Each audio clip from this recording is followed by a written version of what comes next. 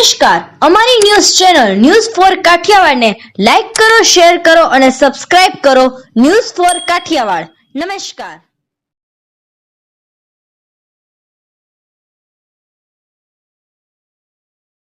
Solve this up! Solve करो, hey!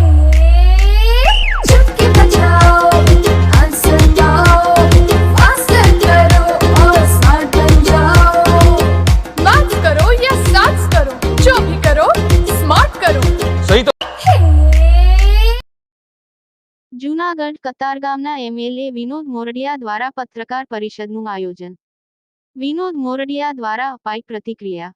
વિસાવદરમાં ખેડૂતોને દિવસે વીજળી ભાજપ સરકારે આપી. ઇકો ઝોન અંતર્ગત વિસાવદરના ગામડાઓ અંગે પણ જરૂરી ફેરફાર સરકાર દ્વારા કરાશે. વિસાવદર વિધાનસભા પેટા ચૂંટણીમાં અપપ્રચાર અને અરાજકતા ફેલાવનાર મારી સામે ચૂંટણી લડેલ. સુરતમાં જીતીશ કે હારીશ, હું તમારી વચ્ચે રહીશ તેવું કહેલ ગોપાલ ઇટાલિયાએ ભૂતકાળમાં નીચલી સ્તરની ભાષાનો ઉપયોગ કરાઈ રહ્યો છે. વિસાવદરના લોકોને વિનંતી કે ગોપાલ ઇટાલિયાએ ક્યાંય વફાદારી કરી નથી. સનાતન ધર્મ પર ભૂતકાળમાં પ્રહારો કરેલ. ગોપાલ ઇટાલિયાથી જૂઠાણું બોલનાર વ્યક્તિ મેં જોયેલ નથી. કેજરીવાલે બંગલો નહીં લેવાની વાત કરેલ અને લાખો કરોડોના બાથરૂમ બનાવ્યા. ભાજપ ઉમેદવાર કિરીટ પટેલ આ વિસ્તારના લોકોના કામ કરે છે. કિરીટ પટેલ 800 દિવસમાં બાકી રહેલ વિકાસના કામ કરશે. આજે વિસાવદર ભેસાણ એના ઇલેક્શનના માધ્યમથી મારે અહીંયા આવવાનું થયું છે અને જે પ્રકારે વિસાવદર વિધાનસભાના ચૂંટણીની અંદર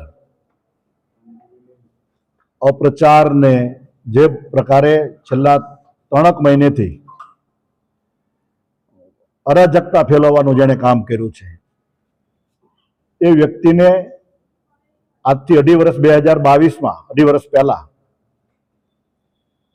મારા સામે ચૂંટણી લડ્યા હતા અને એ 64,000 મતોથી એમણે હાર ખાધી હતી અને ઇલેક્શન સમયે એવું કીધું હતું કે હું અહીંયા જ રહીશ, હું તમારો જ છું, અહીંયા સ્થાનિક છું, રહું છું, ઇલેક્શન પતી જાય છે, હું જીતીશ કે હારીશ, હું જીતવાનો છું પણ હારીશ તો પણ હું તમારી વચ્ચે રહીશ. ત્યાંના લોકોએ એમને 55,000 જેટલા મતો આપ્યા. ત્યાર પછી આ દિન સુધી જે અરાજકતા પહેલા ફેલાવતા હતા કે આ નથી, આ નથી, આ નથી, પણ એક પણ કામ કતારગામ વિસ્તારમાં એને નથી પહેલા કર્યું, નથી પછી કર્યું કોઈને. ફક્ત ને ફક્ત નેગેટિવિટી ફેલાવવાનું કામ ત્યાં કરતા હતા. ત્યાંની પ્રજાએ જાકારો આપ્યો અને ફરી એકવાર 2.5 વર્ષ પછી એમને જે પ્રકારે વિસાવદર ભેસાણની મતદારોને, અમારા ભાઈઓને જે પ્રકારે જે કહેવાય ને કે નીચલી સ્તરની ભાષાનો પ્રયોગ કરીને જે પ્રકારે લોકોને બાનમાં લેવાનો પ્રયાસ કર્યો છે, એટલે મને એમ થયું કે મારે પણ 2 વાત મારા જે અનુભવો છે, કતારગામ સુરતના જે અનુભવો છે એ આપના મીડિયા થકી વિસાવદરના લોકોને, વિસાવદર ભેસાણના લોકોને મારી વાત મૂકું. એટલા માટે આજે મારે આપની સમક્ષ હાજર થવાનું થયું છે. હું એવું માનું છું અને મને દ્રઢ વિશ્વાસ છે અને વિસાવદરના લોકોને પણ મારી વિનંતી છે, હું એમને કહેવા માંગુ છું કે જ્યારે આ ભાઈ અત્યારે બધું જ કહે છે અને અત્યારે તમે જે કહે છો એ બધું જ કહે છો, તમે કહે છો કે આ કરતો આ બધું જ કરશે, પરંતુ જે અત્યાર સુધીનો ઇતિહાસ ક્યાંય પણ એને વફાદારી કરી નથી. એને નોકરી લીધી તો બીજાની નોકરીઓ ગઈ, એની જગ્યા પુરાણી. એ નોકરી છોડીને પછી બીજી નોકરી લીધી, એમાં એ જગ્યા પૂરી અને બીજા નીકળી ગયા.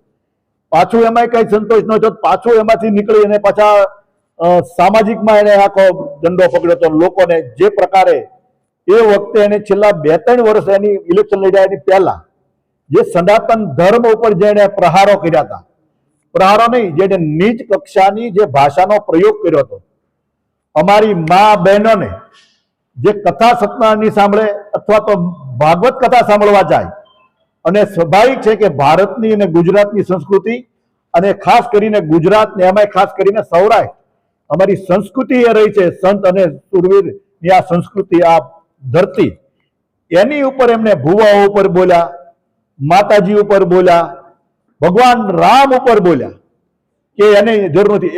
એના જે વડા છે એ રામ મંદિરની શું જરૂર છે અને સ્ટેચ્યુની શું જરૂર, સરદાર વલ્લભભાઈના સ્ટેચ્યુની શું જરૂર છે?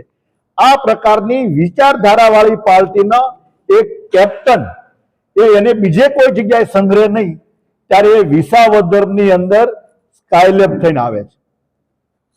જે પ્રકારે એ બોલે છે એ પ્રકારનું એનામાં કંઈ જ હોતું નથી. રાજકીય જીવનમાં મારા આટલા વર્ષ 30-32 વર્ષના ઇતિહાસમાં આના કરતા વધારે જૂઠાણું બોલનારો કોઈ વ્યક્તિ મેં નથી જોયો.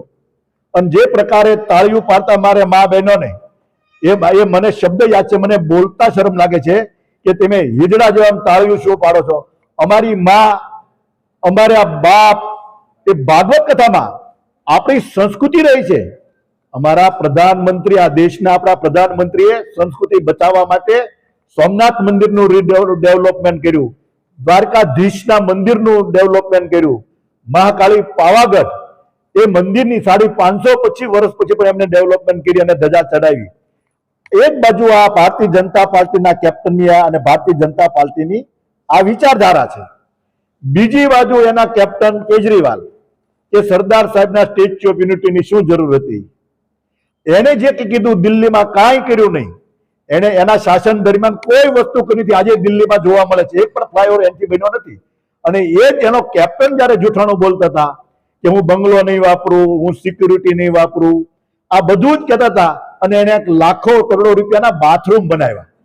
આ જૂઠાણા પાર્ટી એનો જ એક સૈનિક આજે વિસાવદરને ભેસાણના લોકોને ભરમાવા માટે આવ્યા છે.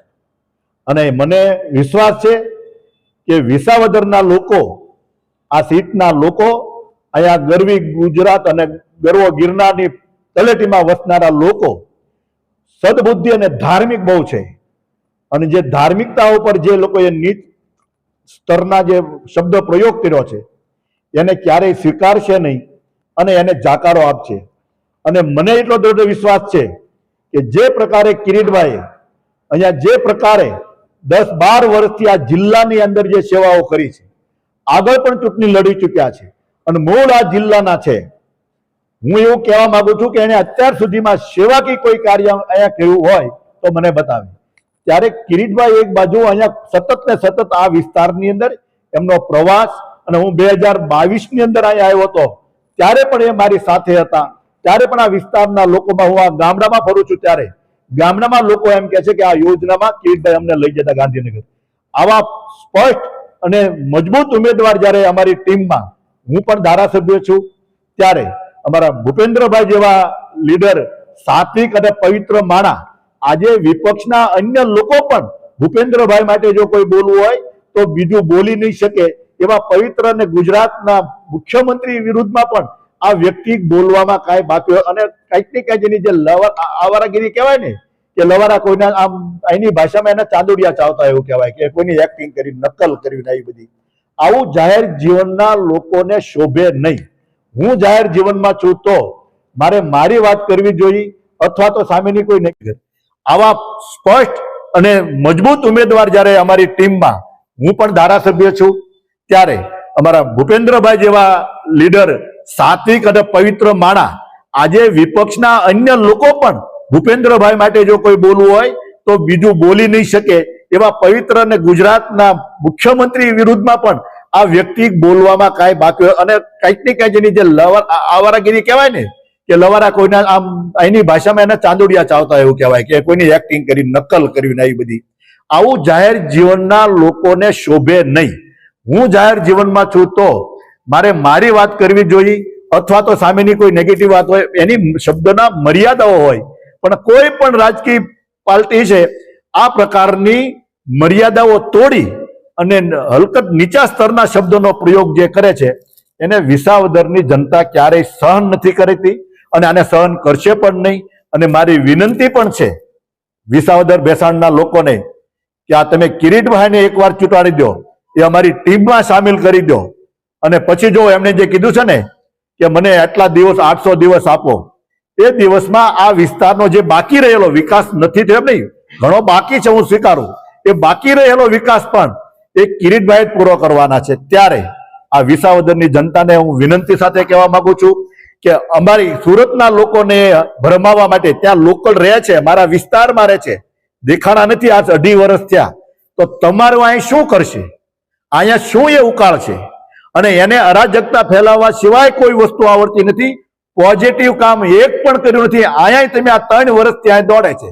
એને કોઈને કોઈ અધિકારીઓને કાંઈક ને કાંઈક સંચેડ્યા છે, કાં તો કોઈને કોઈ નેગેટિવ ન બોલવાના શબ્દો પ્રયોગ કર્યો છે. અમારા ઉમેદવાર હોય, ભારતીય જનતા પાર્ટીના કોઈ આગેવાન હોય, એના માટે અપશબ્દો બોલવા સિવાય એને કોઈ કામ કર્યું નથી.